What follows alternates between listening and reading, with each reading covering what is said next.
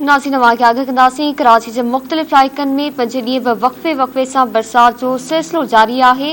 लियारी, गुलशन Iqbal, Nazimabad, Miran town, Orangi town, Sher Shah ऐं ॿिनि इलाइक़नि में बरसात पई आहे।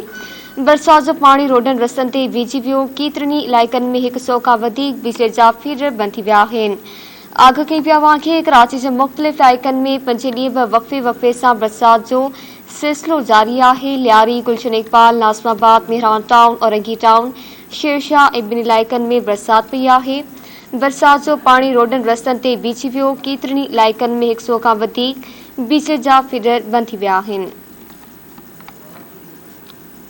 बरसात बाबति तव्हांखे आगाह कयूं पिया। कराची जे मुख़्तलिफ़ इलाइक़नि में 5 ॾींहं वक़्फ़े वक़्फ़े सां बरसात जो सिलसिलो जारी आहे।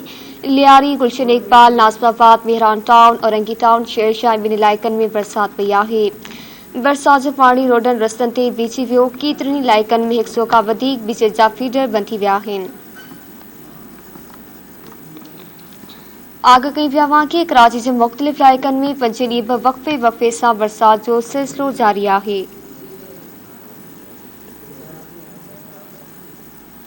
लियारी, गुलशन इकबाल, नाज़िमाबाद, मीरान टाउन, औरंगी टाउन, शेरशाह ॿिनि इलाइक़नि में बरसात पई। बरसात जो पाणी रोडनि रस्तनि ते बीहजी वियो। केतिरनि इलाइक़नि में 100 खां वधीक बिजली जा फीडर बंदि थी विया आहिनि।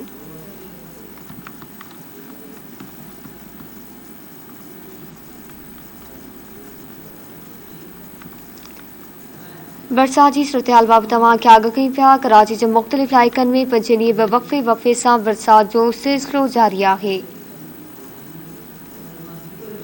लियारी, गुलशन इकबाल, नाज़िमाबाद, मीरान टाउन, औरंगी टाउन, शेरशाह ॿिनि इलाइक़नि में बरसात पई। बरसात जो पाणी रोडनि रस्तनि ते बीहजी वियो। केतिरनि इलाइक़नि में 100 खां वधीक बिजली जा फीडर बंदि थी विया।